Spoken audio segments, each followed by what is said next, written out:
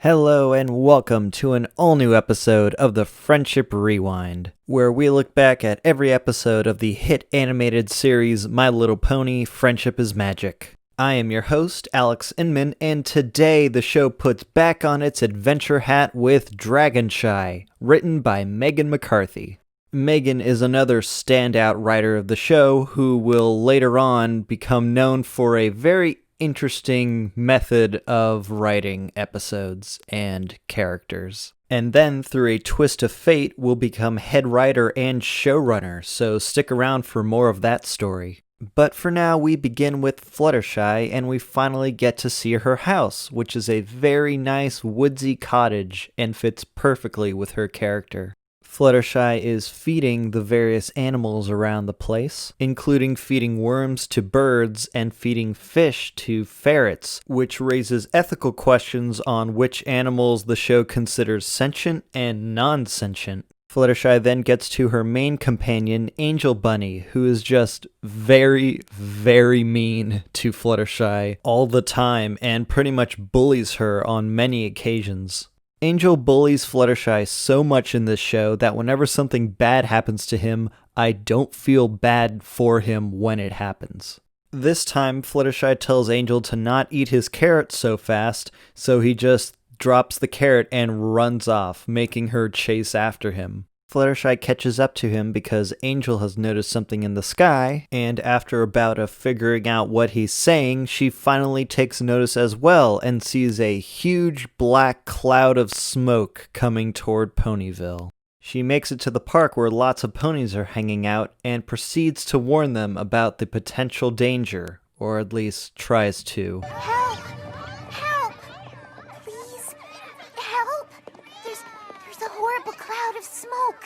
It's not until the much louder Twilight comes by to talk about the smoke cloud that ponies will actually listen. The six friends meet up at the tree library, where Twilight shares a letter from Princess Celestia saying that the smoke is being caused by a dragon taking a nap in the mountains nearby. And if the dragon doesn't leave, the smoke from its snoring could cover Equestria for 100 years. This way of setting the stakes kinda doesn't make sense to me because Pegasus ponies have been shown to be able to control the weather, including smoke, which we'll see at the end of the episode, and so I don't know how they wouldn't just be able to get rid of the smoke somehow, or even just push the smoke somewhere else. But ignore all that because adventures are fun.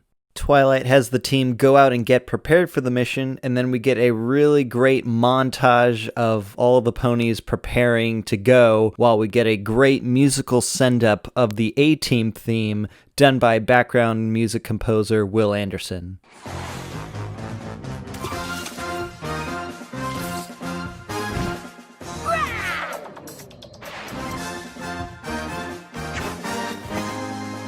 Fluttershy actually objects to going on the adventure, but Twilight says that her expertise with wild animals may be useful, and with no more time to waste, the group sets out to the mountain. After the break, the team makes it to the base of the mountain, and they just start going straight up the side of it, which is really cool. Unfortunately, Fluttershy is very scared of the mountain, and especially the dragon snoring. As she starts flying up the mountain, one of the snores causes her wings to lock up and prevents her from flying at all. And another big snore makes her fall over and stiffen up like a goat, complete with a goat sound effect. Applejack decides to lead Fluttershy the long way up the mountain while the other four go ahead and wait. Then, once they all meet up again, Fluttershy is tasked with crossing what appears to be a very large gap, but it's actually not that large. But to encourage her to cross this chasm, Pinkie Pie sings a little song. And this is one of the very rare instances in which the speaking voice for Pinkie Pie, Andrea Libman, actually sings for Pinkie Pie. The musical backing for Pinkie's little hop, skip, and a jump song isn't even done by the song composer Daniel Ingram, but by the background score composer Will Anderson. It's not very far, just move your little rump. You can make it if you try with the hop, skip, and jump. Daniel Ingram had even recorded a demo track for the song with Shannon Chan Kent as Pinkie Pie, and he even put it on his SoundCloud page at the time. However, that song is no longer available. Fluttershy makes it across, but a single leaf lands on her and startles her, causing her to yell just enough to cause an avalanche. And here we get a pretty great, harrowing action scene of everyone running around trying to avoid falling rocks. But everyone is okay, of course. No one gets hurt, unfortunately. And eventually the 6 friends make it to the cave with the dragon. Twilight's plan at this point was for her and Fluttershy to go in, and between the two of them would convince the dragon to leave, but at this moment, once they have gotten all the way to the top of the mountain, Fluttershy reveals that she is afraid of huge dragons. And so, with this now dead weight, the other 5 ponies try individually to get the dragon to leave, with Rainbow Dash finally having enough and just going into the cave and kicking the dragon in the face. That makes the dragon angry. Get out! The dragon attacks the 5 ponies and easily knocks them all out. Fluttershy looks out from the rock she hid behind, sees her friends, and then she breaks free. How dare you! How dare you! Listen here, mister. Just because you're big doesn't mean you get to be a bully.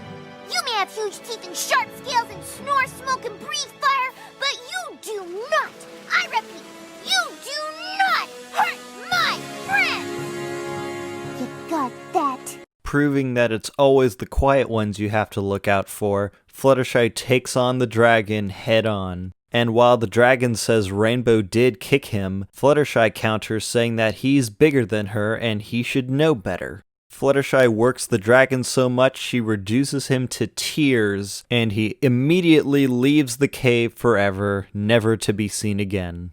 With the mission a success, the gang heads back to Ponyville, where Twilight writes her letter to the princess about not losing faith in your friends. But there is an interesting detail at the beginning of her letter.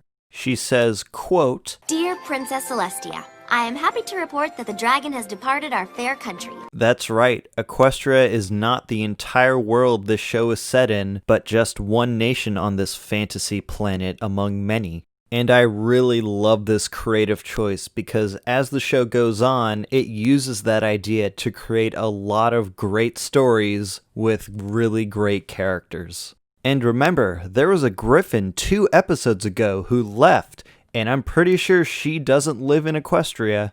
And with that exciting possibility of world building, the episode ends. Looking back on this episode now, this is the first Fluttershy-focused episode, and even though most of them pretty much take on the same theme of Fluttershy learning to be more confident in herself and more assertive, this one is always special because it's the first time we see this very timid character really break out and show how commanding she can be to animals. Plus, I love a good adventure because that really breaks the mold for this type of children's show. But I don't decry the non-adventurous episodes because next week we will be having our first bottle episode and getting some really great character interactions. So that's what I thought of the episode, and I of course would love to hear what you think about the episode. You can tweet at me at InmanAlex, INMANALEX. You can comment if you're on a platform that has comments. You can leave a review if you're on a platform that takes reviews. You can listen to the Friendship Rewind on YouTube, Spotify, Apple, Anchor, pretty much anywhere you can listen to podcasts. And come back next week for another great episode of the Friendship Rewind. Thank you for listening.